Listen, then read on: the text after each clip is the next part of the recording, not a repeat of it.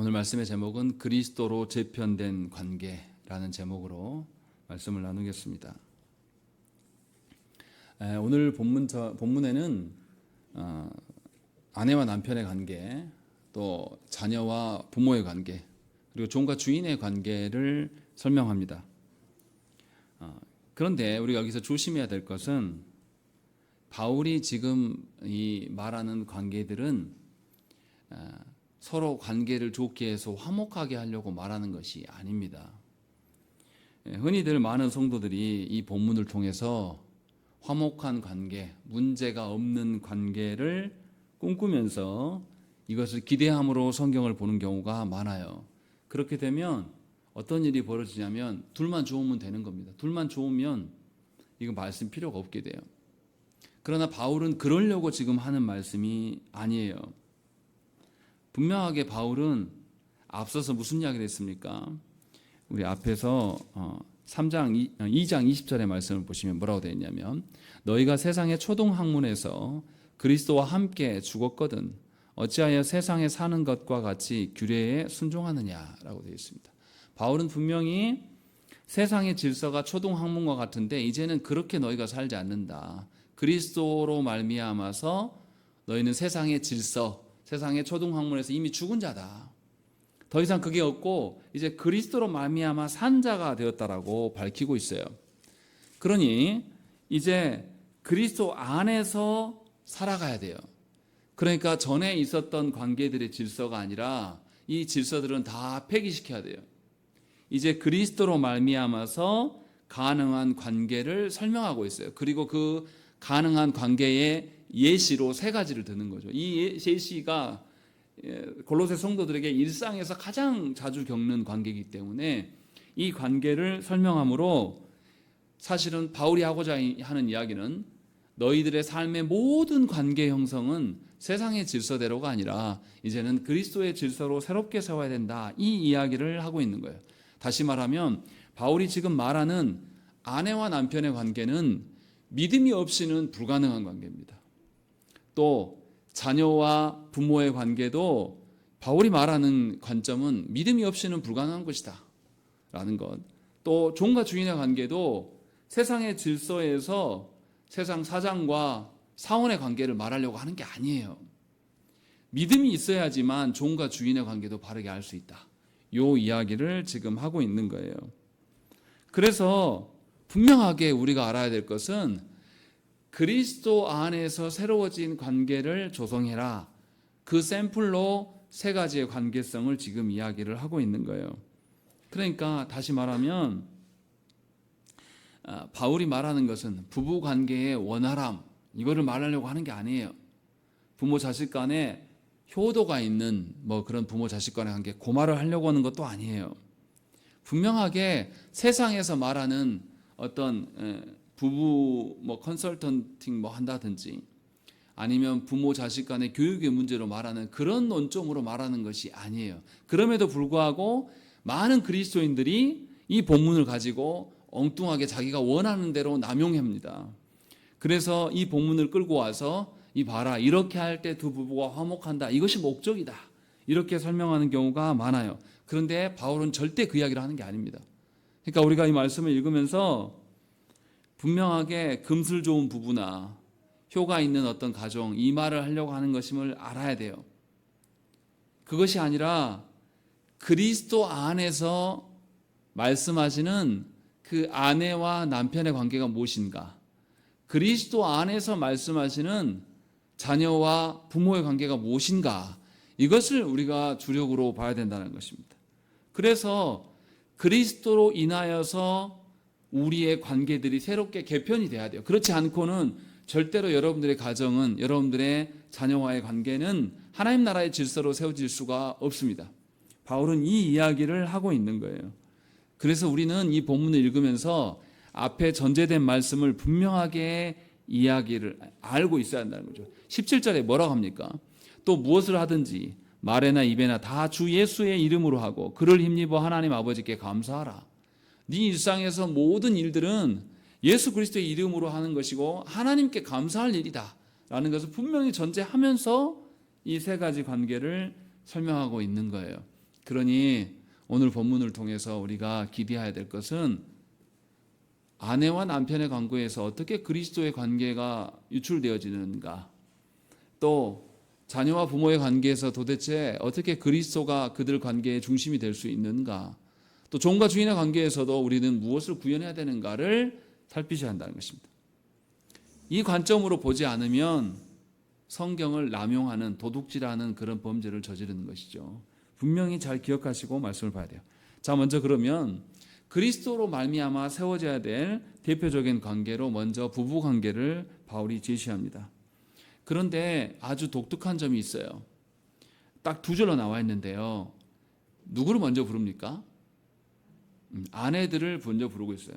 그런데 이제 아내들을 부른 것은 좋았는데 뭐라고 합니까? 남편에게 복종하라. 이 말을 들으니까 굉장히 기분이 나빠요.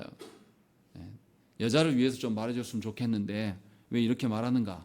또 여성신학을 하는 사람들은 이것을 뭐라 그러냐면 바울이 가부장적 시대에 살아있던 가부장적 사고관을 갖고 있기 때문에 이런 소리를 한다.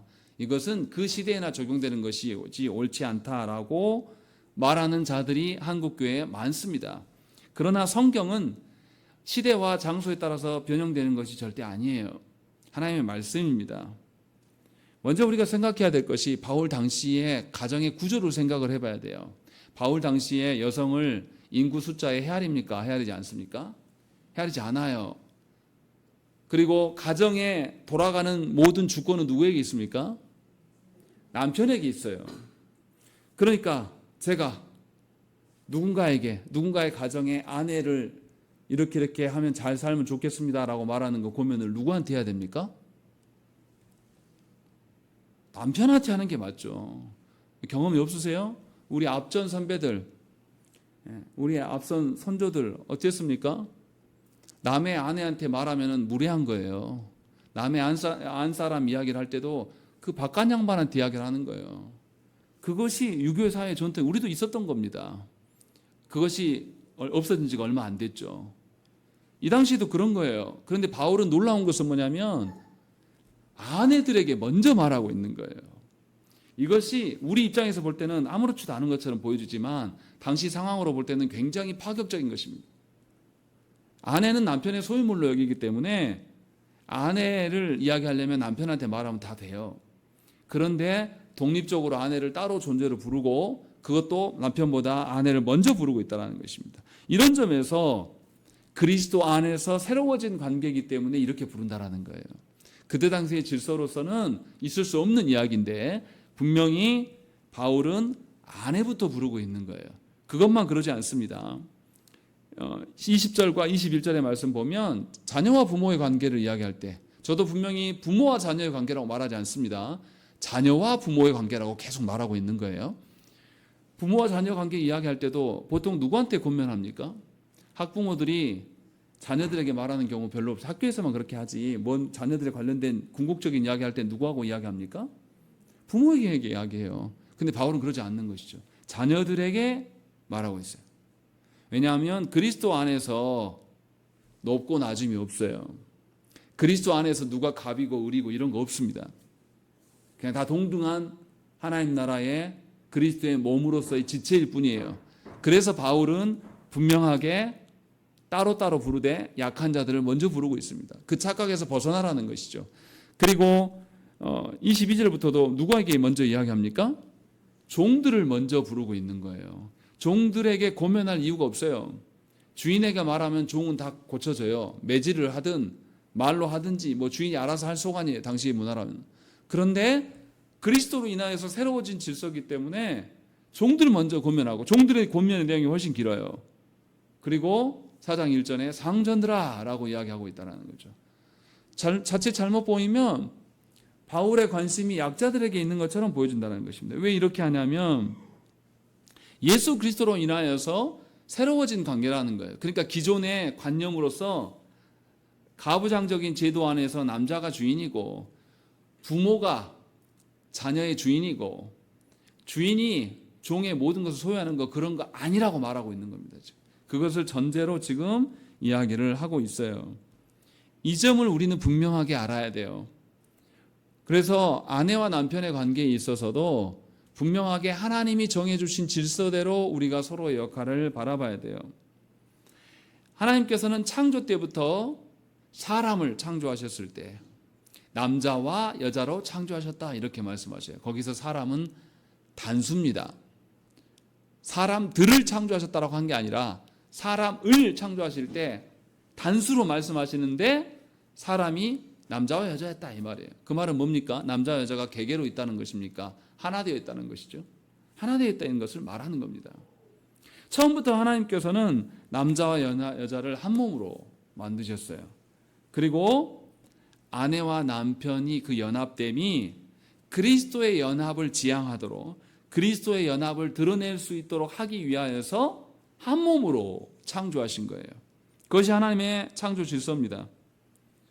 그러니까 우리는 가부장적인 질서로 아니면 힘의 논리로 남자가 힘이 더 세니까 아니면 우리 시대의 자본주의 논리로 남편과 아내 중에서 누가 더 돈을 많이 버니까 능력 위주로 어떻게 판단하는 것이 절대 아니라는 거죠. 분명하게 하나님께서 정해놓으신 창조 질서에 근거하여서 지금 말을 하고 있는 것이에요. 그래서 여성들에게 남편에게 복종하라고 이야기하는 것이에요. 왜냐하면 이는 주 안에서 마땅하다라고 이야기합니다. 다른 설명 없어요. 뭐 아담이 먼저 창조되었고 아담의 갈비뼈부터 뭐 나왔으니까 뭐 아내가 뭐 어쩌고 저쩌고 이런 설명 안 해요. 바울은 그냥 주 안에서 마땅한 거다라고 이야기하는 거예요. 이 말이 뭡니까? 바울이 강조하고자 하는 것은 너희들끼리 남편의 실력이 어떻고 능력이 어떻고 아내가 예쁘고 안 예쁘고 이런 거 따질 필요 하나도 없다. 주께서 그렇게 정하신 거다 라고 이야기하는 거예요. 중요한 거는 주께서 정하신 질서다. 이것이 지금 바울이 말하고자 하는 이야기예요. 그러니까 우리는 하나님께서 정해놓은 질서를 드러내기 위한 부부관계여야 되는 것이죠. 그것을 지금 말하고 있는 거예요. 객관적인 능력이 있어서 남편이 돈을 많이 벌고 능력이 좋아서 아내가 섬기라고 하는 게 아니에요. 복종하라고 말하는 게 아닙니다. 혹여나 남편이 능력이 없고 무능해도 아내가 훨씬 유능해도 복종하라는 거예요. 그것이 하나님께서 세워놓은 질서다라고 말씀하고 있는 것이에요. 그렇기 때문에 아내는 하나님께 복종하려고 남편을 존중하며 남편을 높여주는 것입니다. 결과적으로 이 복종하는 아내를 보면서 남편은 자신이 하나님 앞에서의 질서의 노인자임을 깨닫는 거예요. 그렇게 해서 자신의 뜻대로 아내를 다루는 것이 아니라 하나님의 명령에 부합하여서 자신의 합당한 처신을 행하게 되는 것입니다. 그러니까 하나님께서 명령하신 질서를 존중하기 때문에 하나님을 두려워할 줄 알기 때문에 자신의 역할을 그렇게 행하는 것이죠. 한 몸을 이뤄가기 위해서 복종하는 것이죠. 그래서 바울은 남편들에게도 뭐라고 합니까? 아내를 사랑하며 괴롭게 하지 말라라고 이야기를 합니다. 분명하게 사랑하라고 있어요. 그런데 에베소서 5장 25절 말씀에 남편을 어떻게 사랑하라고 합니까? 남편은 아내 사랑하기를 그리스도께서 교회를 사랑하시고 그 교회를 위해 자신을 주심같이 하라 이렇게 명령을 했습니다. 훨씬 어려운 이야기예요. 복종하는 것과 그리스도께서 교회를 위하여서 자신을 내어주신 것과는 전혀 근거가 다른 것이죠. 이것을 이야기하면서 말하는 거예요. 다시 말하면 아내가 사랑할 만하고 뭐 아름답든지 뭐 어떤 구석이 있어서 사랑하라는 것이 아니에요. 그리스도께서 교회된 우리를 사랑하실 때 어떻게 사랑하셨습니까? 우리에게 사랑할 만한 구석이 있고 우리에게 순종할 만한 어떤 여건들이 있어서 그런 결과물이 있어서 우리를 사랑하셨습니까? 아니에요. 순전히 누구의 사랑으로? 하나님의 긍휼하심, 하나님의 자비하심이 차고 넘치셔서 자신을 내어주셨어요. 그 내어주실 때 우리가 그 내어주신 사랑을 기꺼이 받으면서 교회 되었습니까? 아니면 우리는 그리스도의 사랑을 받았음에도 불구하고 매번 그리스도의 질서를 부정해요. 지금도 오늘도 우리는 어떻게 하냐면 세상 질서에 익숙해지고 계속해서 그리스도의 질서들을 부인하면서 나 그렇게 살기 너무 불편해 하고 말하면서 계속 부정하는 사람들을 날마다 살아요. 그런데 주님은 그런 우리들을 버리지 아니하시고 계속해서 우리를 말씀의 자리로 부르신단 말이에요. 우리가 별짓을 다 해도 하나님이 택하셨기 때문에 당신의 긍휼하심으로 인하여서 우리를 다시 그 자리로 불러오시는 그 사랑이에요. 그렇게 사랑하라고 지금 남편에게 명령하고 있는 것입니다. 그러니 남편이 아내를 사랑하려면 누구에게 붙어 있어야 됩니까? 그리스도께서 베푸신 은혜 안에 충만하지 않으면 아내를 사랑할 수가 없어요. 그게 어떻게 됩니까? 남편이 아무리 하나님처럼 무한한 자기의 사랑으로 아내를 사랑하는 그런 남편이 세상에 어디 있어요? 나한테 잘해주고 나한테 뭔가를 해주니까 그것에 대한 반응의 사랑을 말하는 것이죠. 근데 바울이 지금 말하는 건 뭐냐면, 다시 말하면 아내나 남편이나 그리스도의 은혜 안에 없으면 둘이 자기 역할을 못한다, 이 이야기를 하고 있는 거예요 지금. 그래서 너희 부부가 한 몸 되는 것도 그리스도로 인함인 것이지 결코 너희의 어떠함이 있지 않다, 이 이야기를 하고 있는 거예요. 그래서 아내를 그리스도를 따라서 사랑하라는, 그러니까 남편들이 아내를 사랑하지 않는 것은 그리스도에 대한 대적입니다. 그러니까 젊은 친구들이 아내를 고를 때 예뻐야 된다 이 생각, 정신 나간 소리예요. 우리의 젊은이들이 그렇게 교회 안에서 살아가고 있어요. 심각한 겁니다. 하나님의 말씀 이렇게까지 정확하게 말을 해도 우리 청년들은 그걸 존중하지 않아요. 그러니 결혼 생활이 힘들죠. 자기 사랑으로 하려고 하니까 기브 앤 테이크. 네가 사랑할 만 해야지 내가 사랑하지. 요 구조. 여성들도 그렇죠. 네가 존경할 만 해야지 내가 존경이나 하고 좀 존중해 주지. 그렇지 않겠냐? 이 논리를 펴는 거죠. 이것은 부부관계가 아니라고 지금 바울이 이야기를 하고 있어요. 그리고 더 충격적인 건 뭐냐면 뭐라고 합니까? 아내를 사랑하며 뭐 하지 말라고요? 괴롭게 하지 말라라고 하는 것이죠. 괴롭게 하지 말라라는 그 원어의 의미는 쓴맛을 보게 하지 말라라는 것이죠. 우리 웃자고 그런 이야기 하잖아요. 인생의 쓴맛을 보여줄까? 막 이런 이야기 하잖아요. 근데 남편이 아내를 가장으로서 인도해 갈 때에 인생의 쓴맛을 겪지 않도록 하라는 거예요. 성경에서 쓴맛에 대한 언급들, 이 단어를 사용하는 데는 여기랑 요한계시록밖에 없습니다. 요한계시록에서 쓴맛을 언급하는 이유는 뭐냐면 하나님의 궁극적인 심판을 언급할 때에 고생하고 힘들고 쓴 것에 대한 이야기를 해요. 그러니까 남편의 하나님 앞에서의 불순종으로 인하여서 아내가 하나님께 버려짐을 당하거나 하나님의 심판의 어떠함을 당하는 책임을 지금 남편에게 묻고 있는 거예요. 그래서 남편은 아내가 쓴맛을 당하지 않도록 하나님께 엎드리며 아내 역시도 하나님께 설 수 있도록 가정을 다스려야 되는 것이죠. 아내를 슬퍼하게 하고 아내를 업신여기거나 무시하고 괴롭게 하는 것은 그리스도께서 자기 자신을 우리에게 몸으로 주신 것들을 배반하는 겁니다. 그러니까 남편들이 잘 알아들어야 돼요. 분명하게 하나님께서 주신 그 원리대로 지금 가정을 세우라고 이야기하는 거예요. 그러니까 정리하면 부부관계 안에서도 그리스도의 어떠함이 없으면 두 사람이 사랑할 수가 없어요. 자신의 역할을 할 수가 없다. 이 이야기를 지금 하고 있는 겁니다. 그러니 가정이 가정되려면, 부부관계가 부부관계로 서려면 그리스도께 의존해야 된다라는 것을 말씀하고 있고, 이어서 20절과 21절 말씀에 자녀와 부모의 관계에 대해서도 이야기를 합니다. 여기서도 자녀를 먼저 언급하고 있어요. 앞에서도 밝혔듯이 당시 사회에서는 자녀는 부모의 소유입니다. 또 그리고 실제로 어린이들이 성인이 되기 전에 많은 사람들이 죽어요. 병으로 인해서 질병으로 죽기 때문에 유아 사망률이 50%가 넘었을 것이라고 짐작을 해요. 그러니 성인들이 유아를 얼마나 업신여겼겠습니까?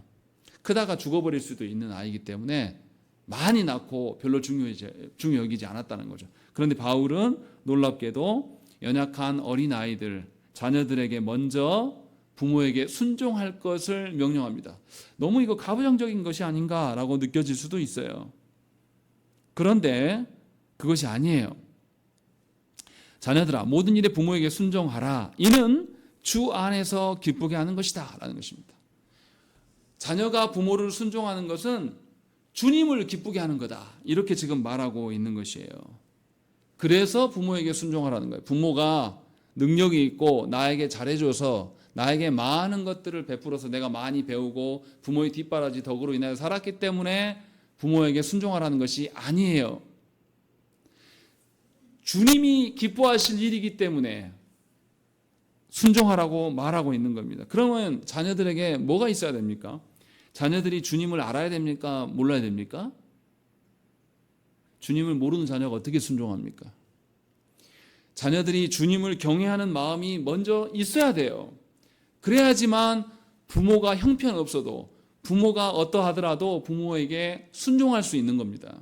이것을 지금 전제로 말하고 있는 거예요, 사도 바울은. 그러니까 자녀가 스스로 그리스도로 알고 주님을 경외할 수 없기 때문에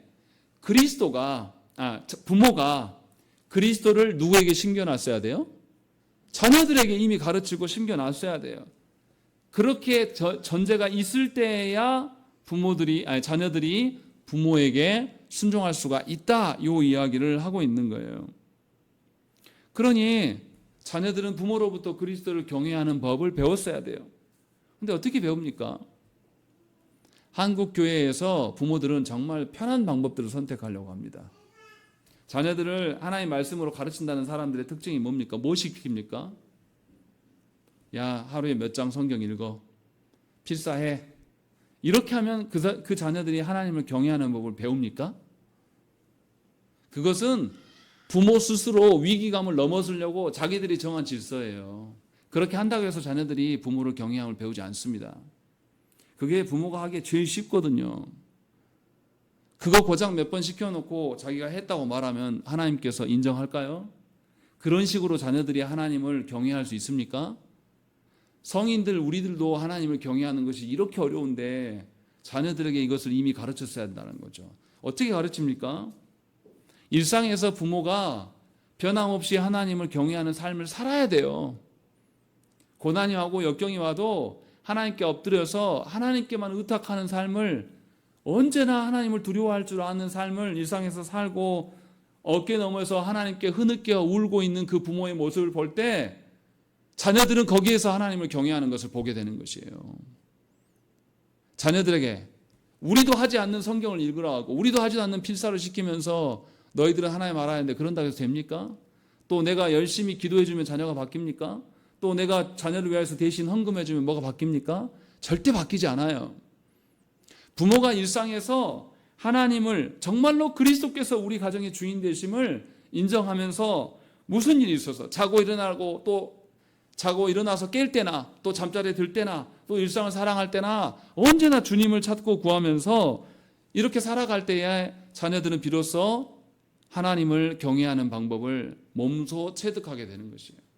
지금 당장은 그 자녀가 하나님을 알지 못할지라도 부모가 그렇게 하나님을 존중하고 사는 것을 부인하지 않아요, 자녀들이. 이것이 자녀들에게 부모가 보여야 될 하나님을 향한 경외함입니다. 이것이 전제되어 있는 상태에서 자녀들에게 순종을 요구하시라 이 말이에요. 그것도 하지 않으면서 나도 그렇게 살지 않으면서 하나님을 경외하지 않으면서 자녀들한테 왜 성경 안 읽었냐? 왜 예배 안 나왔냐? 왜 기도 안 하냐? 왜 뭐 하냐? 됩니까? 본인도 달랑 예배 시간에만 왔다 갔다 가버리는 그런 부모로 살아갔는데 어떻게 바뀝니까? 이것은 굉장히 무거운 말씀이에요. 그러니 우리가 잘 알아들어야 돼요.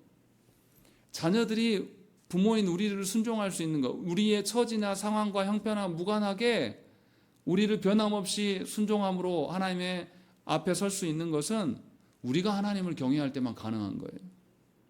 부모된 우리가 먼저 그것을 전제하지 않으면 불가능한 겁니다. 그러니까 바울이 지금 묻고 있는 질문은 뭡니까? 자녀들을 향하고 있지만 사실은 부모에게 묻고 있는 거예요. 너희가 참으로 자녀들을 그리스도를 경외하는 자로 양육하고 있는가? 라는 것을 묻고 있는 겁니다. 이것을 분명하게 부모인 우리가 먼저 캐치하고 이 일을 놓고 기도해야 돼요.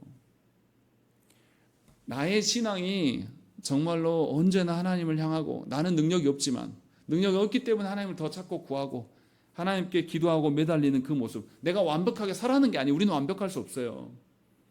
완벽하게 설 수 없지만 늘 하나님께 매어 달리는 그 모습으로도 하나님은 긍휼히 여기셔서 우리의 자녀들을 책임지실 거란 말이죠. 자녀를 위해서 기도하라는 게 아니에요. 이 말씀을 듣고 또 오해해가지고 아이고 내가 자녀들에 대해서 뒷바라지를 못했고 이것도 못했고 저것도 못했고 이거는 기도가 아니에요.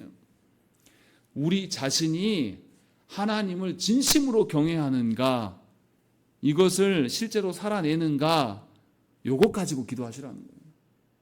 우리가 그렇게 살면 자녀들이 그걸 본다라는 거죠. 그리고 자녀의 영혼의 변화는 누가 하신다고요? 하나님이 하신다고요. 그러니까 우리는 우리 영혼을 놓고 하나님께 몸부림을 쳐야 돼요. 그래서 궁극적으로 자녀가 하나님을 경외하게 되면 부모를 향한 그 순종의 태도를 잃지 않게 된다는 것입니다. 왜냐하면 하나님을 의식하는 삶을 살기 때문에 매 순간마다 부모의 권위는 하나님으로부터 온다. 그래서 이것을 깨뜨리지 않으려고 애를 쓰는 거예요.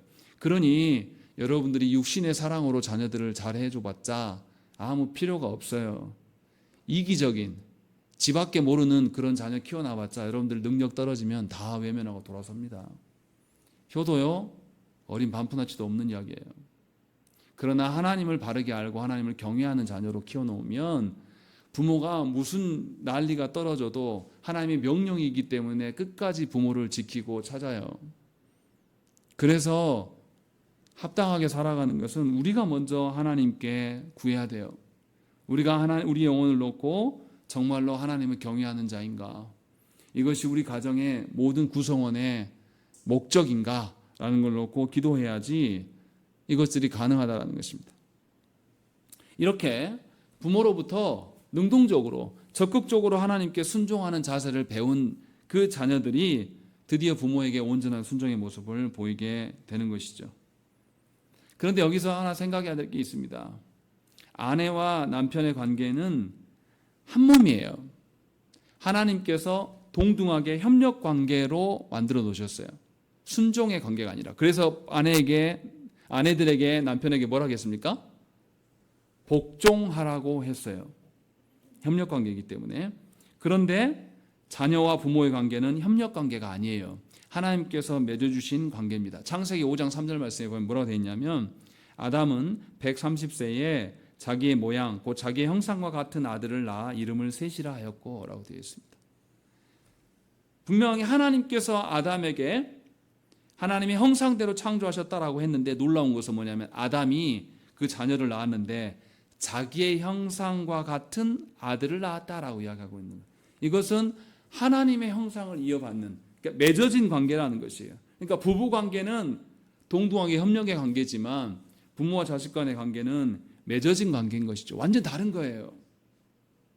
그래서 분명하게 하나님의 형상으로 이루어진 관계이기 때문에 분명하게 우리가 하나님과의 형상의 회복이 되지 않으면 자녀도 없는 거예요. 이것을 지금 이야기를 하고 있는 것입니다. 그렇기 때문에 부모는 자녀에게 하나님을 경외하는 것을 가르쳐야 돼요. 그래야지 사람 새끼가 되는 겁니다. 그렇지 않으면 짐승 새끼로 살아갈 겁니다. 세상에 자기 유익을 위해서, 자기 잘 살기 위해서, 풍요로움을 위해서. 그래서 어떤 일이 벌어집니까? 부모가 능력이 없고 자기에게 짐이 되면 과감하게 부모를 어디로 보내버려요? 요양원으로 집어넣어버리는 거죠. 아, 귀찮아. 부모 우리가 어떻게 모시냐. 요양원으로 가. 우리 세대예요. 지금 이게 우리 세대의 풍토입니다. 심한 경우는 어떻습니까? 부모가 엄청나게 많은 유산을 갖고 있어요. 기다리면 부모가 돌아가시면 줄 텐데 그거 못 기다려서 어떻게 합니까? 부모가 자녀를 죽여요. 자녀가 부모를 죽여요. 찾아가서. 죽이고 안매장하고 이런 일들이 허다하게 일어납니다. 왜 그렇습니까? 하나님을 경외할지 모르는 자들의 작태예요. 그래서 한다는 이야기가 부모들이 무슨 이야기를 합니까? 부모들도 한심해요. 자녀들 죽을 때까지 자기 죽을 때까지 자녀들한테 유산 주지 말라고 이런 이야기를 한단 말이에요. 그래야 자녀들이 너한테 잘한다. 그게 무슨 하나님이 세우는 부모와 자식 간의 질서입니까? 이거는 타락한 세상의 더러운 방식이에요. 하나님은 분명하게 그리스도인 가정 안에서 하나님의 사랑에 근거한 하나님의 형상에 근거한 순종의 질서들을 우리에게 세워주셨어요. 그러니 우리는 이 질서들을 세워가기에 힘써야 된다는 것입니다. 부모와 자식 간의 관계는 유교적인 질서로 세워주는 관계가 절대 아니에요. 여러분들이 암만 자녀들한테 효도하라고 말해보십시오. 안 들어요. 자기가 원하는 대로 살지. 그리고 부모가 자신에게 유익이 될 때만 부모를 찾아오지 그렇지 않고는 찾아가지 않는다는 것입니다. 분명하게 하나님의 질서를 벗어나면 우리는 금수와 같은 삶을 살 수밖에 없습니다. 내가 낳은 자식이라 할지라도 그 자식이 머리가 커지면 반드시 부모를 들이받게 돼 있어요. 그러니 분명히 우리가 깨달아야 한다는 것입니다. 또 여기서 하나 더 생각해야 될 문제가 있습니다. 자녀와 부모 관계에서 하나님의 질서를 우리는 발견해야 돼요.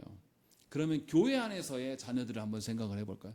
내 새끼 말고요. 내가 배 아파 낳은 자녀 말고 교회 안에서 다른 자녀들에 대해서 우리는 어떻게 해야 됩니까? 우리 시대에 다른 자녀들에 대해서 타치를 하면은 부모들이 좋아합니까? 제가 한 10년 지난 것 같아요. 안양에 살 때 엘리베이터에서 다른 집 애기가 있어서 너무 예쁘게 생겨가지고 예쁘다 하고 제가 한번 손으로 이렇게 쓰다듬은 적이 있어요. 그러니까 엄마가 굉장히 신경질 내면서 왜 더러운 손으로 애기를 만지냐 이러더라고요. 그래서 그 뒤로 놀래가지고 안 만집니다. 봐도 안 만지고 그냥 눈짓만 하고 말아요. 예쁘단 말도 그 다음부터 안 하게 되더라고요. 우리 시대는 그렇게 되어버렸습니다. 남의 자녀들을 어떻게 되든지 말든지 타치하지 않는 것이 미덕이 됐어요. 그래서 콩가루 같은 일들이 일어나는 거예요. 우리 교회 앞에서도 중학생들이 막 담배 피고 있고 막 그래요. 교복 입고. 제가 하도 화가 나가지고 지나가다가 야 네가 담배를 피면 아저씨가 모른 척 해야 되겠냐? 내 입장도 좀 생각해 주지 않을래? 하고 제가 물어본 적이 있어요. 그 정도, 이게 웃을 일이 아니에요. 아예 어른들이 어른 노릇을 안 합니다. 자기들이 맞을까봐. 이게 무슨 사회입니까? 이런 꼴값이 어디 있어요? 우리는 그런 시대를 산다니까요. 바깥은 관두더라도 교회 안에서를 생각을 해보십시다. 교회 안에서 우리 모두는 하나님의 자녀고 남의 자녀라고 할지라도 그 자녀도 하나님의 자녀로, 하나님의 새끼로 만들어야 돼요. 그러면 모두가 그 자녀들이 하나님을 경외할 수 있도록 가르쳐야 됩니다. 그런데 우리는 그럴 줄 몰라요. 또 내 새끼를 내놓을 줄도 모릅니다. 그래서 누가 내 새끼한테 싫은 소리 하면 얼굴부터 달라져요. 하나님께 세우신 교회 안에서의 질서는 그런 게 아니에요. 분명하게 우리가 깨달아야 돼요. 하나님 앞에 갔을 때는 우리는 다 성도로 설 겁니다. 네 새끼 내 새끼 이런 거 없어요. 하나님 앞에 섰을 때는 네가 성도로서 책무를 다했느냐 물어보실 거예요. 하나님께서. 그때 그랬습니다. 하나님 내 새끼들요 둘 줬는데 내가 걔네들 정말 열심히 가르쳤습니다 하고 하나님께 내밀어도 하나님이 우리를 책망하실 거예요. 교회 안에 누구는 너 어땠어? 교회 안에 아무개 집사 자녀들은 어떻게 했어? 물어보실 거란 말이죠. 여기서 우리가 분명히 기억해야 돼요. 성도된 우리들은 내 새끼가 아니더라도 교회 안에 자녀들이 있으면 그 자녀들이 하나님을 경외할 수 있도록 가르쳐야 돼요. 그냥 방관할 문제가 아니라는 것입니다. 바울은 지금 이 이야기를 하고 있는 거예요. 그래서 골로새 성도들 전체에게 지금 이 말을 하는 겁니다. 자녀된 모든 자들은 부모에게 순종해야 되는데 하나님을 경외하는 것 때문에 순종해라 라고 이야기하고 이 일을 성도된 모든 자들이 힘써 가르치라고 지금 말씀하고 있는 것이죠.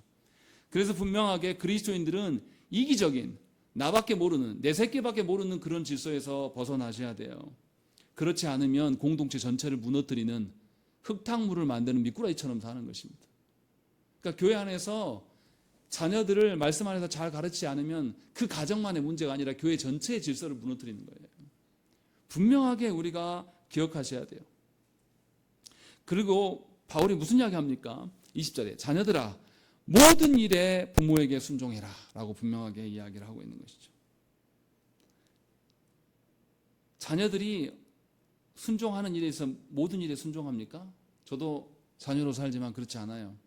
내가 기분이 격해지고 안 좋으면 말하지 않는다든지 인상을 쓴다든지 이런 경우가 나타나요. 그러나 하나님은 분명하게 모든 일에 순종하라고 이야기를 하고 있는 거예요. 자녀들이 자신의 형편과 상황에 상관없이 하나님께서 세우신 권위이기 때문에 부모에게 순종할 것을 말씀하고 있는 것입니다. 하나님을 경외함에 있어서 내 형편과 처지 따라서 경외했다가 안 했다가 이러지 않는단 말이죠. 분명하게 모든 일에 순종하라는 거죠. 이것을 우리가 분명하게 알아듣고 주 안에서 기쁘게 하는 거다라고 이야기를 하고 있는 것이죠. 그리고 아비들한테 뭐라고 합니까? 자녀를 노엽게 하지 말지니 낙심할까 합니다 라고 되어 있습니다. 이 말이 무엇입니까? 자녀들이 하나님을 경외함으로 부모를 순종할 때 기쁘고 감사한 마음으로 순종할 수 있도록 양육하라는 뜻이에요. 막 혼내서 어거지로 할 수 없게, 물론 혼내야 될 때는 혼내야 돼요. 그러나 하나님께 순종하는 차원에서 부모에게 순종하는, 하나님을 경외하는 차원에서 부모에게 순종하는 일은 그 자녀들의 마음을 들여서 하나님께 자원하는 심정으로 할 수 있도록 기회를 만들어주는 것이 부모의 역할이에요. 그러나 한국교회 부모들은 자신이 대신 해줘버리려고 하는 것이죠. 이것은 아주 악독한 겁니다. 자녀들이 자신의 마음을, 하나님을 두려워하는 마음으로 부모에게 순종하는 것들을 시행해 봐야 돼요. 어렸을 때부터요. 그래서 분명하게 이 권위가 누구로부터 온 것인가를 아주 어렸을 때부터 가르치면서 세워나가야 돼요. 그렇지 않으면 자녀들은 그렇게 실습할 기회가 없습니다. 그러니 부모된 우리들이 자녀들의 기회를 뺏으면 안 됩니다. 분명히 자녀들이 하나님을 경외함으로 순종할 수 있도록, 기쁜 마음으로 행할 수 있도록 돕고 협력할 것들을 아비들에게 지금 명령하고 있는 것입니다. 그래서 부모와 자식 간의 관계에서도 하나님께서 전능자시다, 하나님께서 권위자시다, 주인 되신다라는 것들을 분명하게 깃틀로 잡고 지금 이야기를 하고 있는 거예요. 그리고 22절부터 4장 1절까지의 말씀은 종과 주인의 관계를 이야기합니다. 그런데 여기서 독특한 것은 주인보다 종에 대한 분량이 굉장히 많아요. 왜 바울은 종의 입장에서 말해주지 않고 주인의 입장에서 말하는 것처럼 종에 대한 분량을 많이 늘어났을까요? 오해될 만하지 않습니까? 종과 주인이면 누가 갑이에요? 주인이 갑이에요. 그러면 누구에게 더 훈계를 해야지 질서가 잡힐 것 같습니까? 주인에게 하는 게 더 마땅해 보인단 말이에요. 그런데 나중에 상전들아 하고 한 절밖에 안 해요. 주인에 대해서는. 종에 대해서는 몇 절이나 하는데요? 4절이나 한다. 7절 많게 이야기한단 말이죠. 왜 이렇게 할까라는 것을 우리가 한번 생각을 해봐야 돼요. 왜 그렇겠습니까? 무엇 때문에 바울이 이렇게 할까요? 고린도전서 9장 1절 말씀에 종이나 자유자나 다 한 성령으로 세례를 받아 한 몸이 되었다라고 되어 있습니다. 그리스도 안에서 종이나 자유자가 다 똑같다, 이 이야기를 해요. 그런데 디도서 1장 1절 말씀에 바울이 자신을 나타낼 때 뭐라고 하면 자신은 하나님의 종이다, 하나님의 노예다라고 밝히고 있어요. 다시 말하면 자신을 포함한 모든 성도는 하나님의 종이라는 것이에요. 그러면 우리는 종의 입장이 있습니까? 주인의 입장이 있습니까? 종의 입장이 있는 겁니다. 그래서 바울이 종에 대한 권면이 훨씬 압도적으로 많게 하는 거예요. 다시 말하면 주인과 종의 관계에 섰을 때 우리는 항상 누구의 입장이다? 종의 입장일 수밖에 없다라는 것을 지금 전제로 말씀하고 있는 것이에요. 그래서 종에 대한 그 권면을 우리가 잘 살펴놔야 한다는 것이죠. 왜 이런 이야기를 하고 있냐라는 것이요. 우리의 본성은, 우리가 구원받기 전 본성, 구원받은 후에도 사라지지 않는 본성은 우리 안에 뭐가 있습니까? 하나님과 이웃을 우리가 사랑합니까? 미워합니까? 뭐에 더 능숙합니까? 미워하는 일에 훨씬 더 능숙한 자들이에요. 그래서 종인 우리들을 향해서 바울이 종됨에 대한 이야기를 더 하는 거예요. 니네 본성이 하나님도 미워하고 이웃도 미워하는데 너무 익숙해 있어. 그래서 분명하게 본성대로 살면 안 돼. 그러면 다시 죄의 자리로 돌아갈 수밖에 없고 사탄의 종 노릇하는 길에 설 수밖에 없다라는 것을 알고 있기 때문에 사망으로 가지 않기 위하여서, 왜냐하면 너희는 그리스도께서 자기 자신을 내어주심으로 말미암아 종이, 하나님의 종이 된 자들이기 때문에, 그렇게 귀한 자들이기 때문에 하나님을 주인으로 모실 수 있는 것이 너무 중요하다. 그래서 종에 대한 언급들을 훨씬 많이 하고 있는 거예요. 그러니까 성도가 살아갈 수 있는 유일한 길은 하나님께 순종하는 길 외에는 없어요. 안 그러면 다시금 우리의 본성대로 하나님과 이웃을 미워함으로 다시 사망의 자리로 내려갈 수밖에 없기 때문에 분명히 이것을 강조하고 있는 것입니다. 그러니까 성도된 우리는 무슨 일을 하든지 간에 우리는 삼위 하나님의 종이다, 삼위 하나님의 노예이다라는 의식을 잊어서는 안 된다는 것입니다. 그래서 바울이 무슨 이야기를 합니까? 구체적으로 이제 이야기를 하죠. 22절의 말씀을 한번 읽어볼까요? 읽겠습니다. 시작.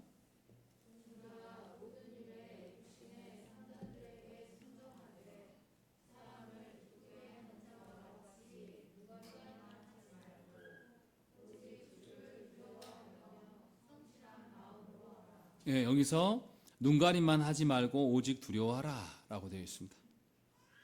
무엇과 무엇을 비교하고 있습니까? 눈가림을 하지 말고 오직 주를 두려워해라. 뭐가 뭐를 비교하고 있어요?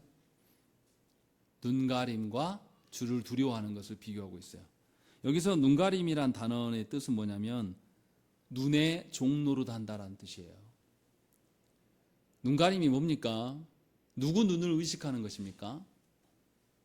주인의 눈을 의식하는 거예요. 주인이 볼 때만 하겠다는 거죠. 다시 말하면 주인의 종노릇 하는 것이 아니라 주인의 눈을 종노릇 하는 거예요. 주인은 상관없고 주인이 나를 내 중심을 꿰뚫어 보실 것이다라는 것을 전제하지 않고 그냥 눈의 종노릇 하는 거예요. 그러니까 눈을 두려워하고 있는 거예요, 지금.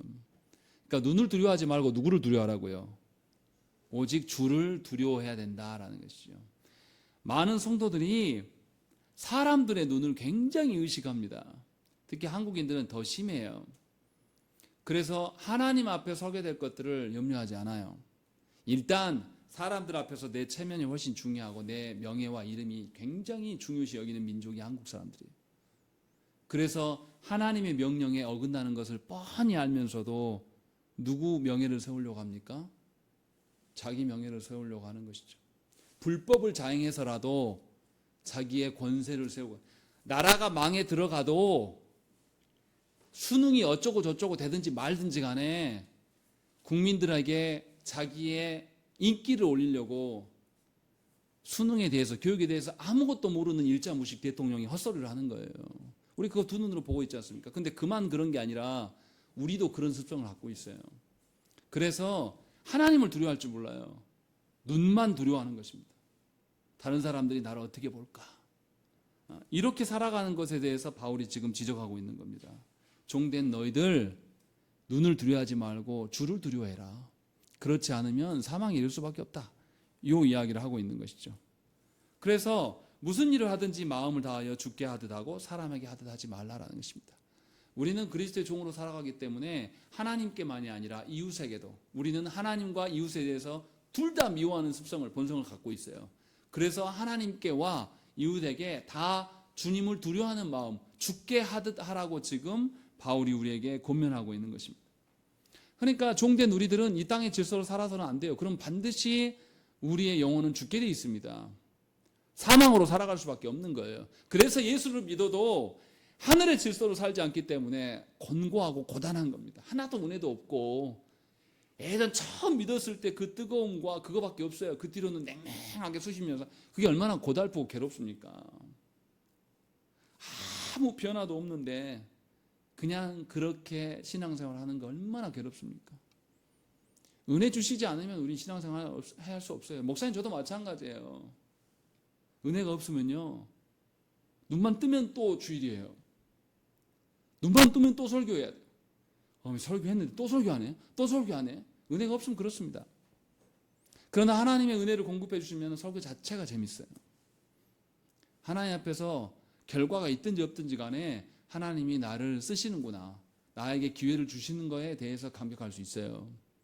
지금 바울은 그 이야기를 하고 있는 겁니다. 그러니 종된 우리들은 이 땅에 살아갈 때 누구를 만나든지 간에 다 주님 앞에서 행하는 것임을 기억해야 돼요. 주를 두려워할 줄 아는 자로 살아가는 거예요. 그래서 뭐 하라는 겁니까? 25절 말씀, 불의를 행하는 자는 불의의 보응을 받으리니 주는 사람을 외모로 취하심이 없느니라 라는 것입니다. 분명하게 그 중심을 보신다고. 그래서 상전들에게도, 혹여나 성도된 자들 중에서 상전의 자리에 서게 되면 뭐 하라는 거죠? 4장 1절 말씀 읽겠습니다. 시작.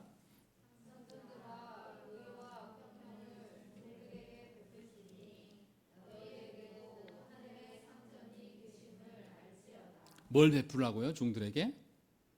의와 공평이에요. 이것은 하나님께서 주신 것들입니다. 그래서 분명하게 상전 자들도 하나님 앞에서는 누굽니까? 종이에요. 그래서 상전이 시행해야 될 것은 어디로부터 와야 됩니까? 하나님으로부터. 그래서 여기서 말하는 의는 하나님의 의이고 공평은 하나님의 공평이에요. 하나님께서 우리를 자녀 삼아 주실 때에 우리의 능력별로, 우리의 성별로, 우리의 출신대로 하나님이 차별하십니까? 그런 거 없어요. 이 땅에서 내가 자녀였고 이 땅에서 내가 부모였어도 하나님 나라 가면 다 동등한 인간, 하나님 앞에서 다 동등한 하나님의 자녀일 뿐이에요. 그것을 지금 우리에게 말씀하고 있는 거예요. 그러니 그 나라를 소망함으로 혹여나 너희가 갑의 위치에 서더라도 하나님의 의와 공평으로 행함으로 너도 종된 자임을 네 밑에 사람들에게 알리라고 지금 말하고 있는 거예요. 그래서 전체적으로 무슨 이야기를 합니까? 바울은 누구도 피해갈 수 없는 부부관계, 또 누구도 피해갈 수 없는 자녀와 부모의 관계들에서, 또 사회생활을 하면 누구나 다 겪는 주종관계들, 갑과 을의 관계 속에서도 다 그리스도의 관계를 말하고 있는 거예요. 그렇지 않으면 어떤 것도 설정될 수가 없다라고 되어 있어요. 그러니 성도된 우리들은 우리가 살아가고 있는 모든 영역 안에서 그리스도로 인하여서 관계들을 다시 새롭게 다 복원해 나가야 돼요. 기존의 내 질서대로 행하면 안 돼요. 가정에 돌아가서 내 남편과 아내를 바라보면서 기브 앤 테이크. 네가 잘해야지 내가 너를 섬겨주지. 사랑할 거 하나도 없고 고집만 세고 지 멋대로인 거 나를 위해서 한 거 하나도 없는데 어떻게 순종하라고. 이것은 하나님께 하는 태도가 아니에요. 그 사람이 어떻게 하든지 말든지 간에 여러분들은 여러분들의 역할을 해야 됩니다. 그 사람들이 뭘 잘해주기 때문에 하는 것은 세상에 썩어빠진 관계에서 드러나는 거예요. 분명하게 그 사람에게 누구의 질서를 보여야 됩니까? 하늘의 질서, 하나님을 두려워하는 배우자로서의 모습으로 서 있어야 돼요. 그 이야기를 하고 있고, 자녀와 부모의 관계에 있어도 우리 자녀가 하나님을 경외할 줄 모르는 자녀이면 부모로서 하나님께 엎드려서 회개해야 됩니다. 내가 그런 자예요. 자녀의 영혼을 이야기하기 전에 내가 그런 인간이에요. 하나님 앞에 내가 하나님을 두려워하지 않기 때문에 자녀들에게도 그것을 몸소 보여주지 못했던 것이죠.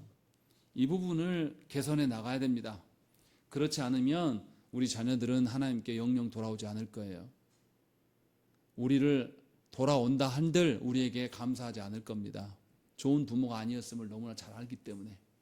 분명히 그래서 부부관계에서나 부모와 자식의 관계에서도 여러분들은 하나님과의 관계를 발견하고 세워가는 일에 힘써야 돼요. 이 땅의 질서로 인하여서 육적인 어떠함으로 서는 것은 곤란해요. 교회 안에 어린 자녀들을 보면서도 그 자녀가 누구 성도의 자녀이기 때문에 인사치레로 하는 거 말고요. 진실로 그 자녀가 하나님을 두려워할 수 있도록 내가 성도로서 본을 보이고 그 자녀를 남의 자녀라 할지라도 바르게 훈계하여서 온 교회 안의 질서가 그리스도로 말미암아 세워질 수 있도록 세워가게 해야 된다는 것입니다. 그렇지 않으면 우리는 그리스도와 함께 죽고 그리스도와 함께 사는 성도의 본분을 망각하고 외면하는 것이에요. 그러니 분명하게 우리는 삶의 모든 영역 안에서 그리스도께서 주인 되심을 인정할 줄 알아야 돼요. 우리를 늘 살펴야 돼요. 사람들과의 관계를 볼 때마다 늘 생각해야 돼요. 아, 내가 저 사람과의 관계를 세울 때 정말로 내가 주님 앞에서의 관계인가를 돌아보셔야 돼요. 내가 또 우리 어린 자녀들을 바라보면서 우리 교회 안에 얼마나 감사하게 유아들이 있잖아요. 준호와 다 준호 밑으로 동생들 다 있지 않습니까? 그런데 그 아이들을 보면서 그 아이 또래니까 예쁘다 이렇게 하고 하면 곤란해요. 그거는 세상의 방식이에요. 예배 드리지 않으면 혼도 내야 돼요. 바르게 하지 않으면 가르쳐야 됩니다. 저는 목사 자녀로 살았어요. 목사 자녀로 살면서 초등학교 때는 몰랐습니다. 제가 제일인 줄 알았어요. 근데 사춘기가 오고 보니까 저를 위해주는 사람은 아무도 없더라고요. 제가 잘못을 해도 교회 안에서 어떤 어른도 저한테 바르게 지도하는 사람이 한 명도 없었어요. 그때 정말 절망감을 느끼면서 외로웠습니다. 부모님도 제 말을 말하면 바빠서 제 말씀 듣지 않아요.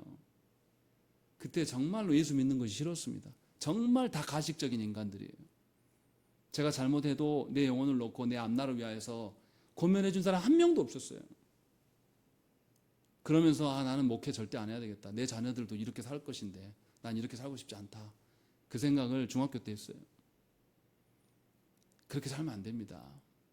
목사의 자녀라고 해서 특별한 금태 두른 게 아니에요. 이것을 깨버려야 됩니다. 그래서 진실로 우리 안에 그리스도 안에서 서로를 긍휼히 여기는 것이 있어야 돼요. 그렇지 않으면 우리는 하나님 앞에 설 수 없는 인간들입니다. 분명히 바울은 이것을 우리에게 권면하고 있어요. 그리스도께서 우리에게 베푸신 것이 너무 크고 놀라운 거예요. 우리 보고 땅의 것을 보지 말고 어디 것을 보라고 하셨죠? 위의 것을 소망하면서 살라고 말씀하신 거예요. 소망하는 것은 그냥 바라고만 있는 게 아니에요. 실현될 것을 믿고 바라는 거예요.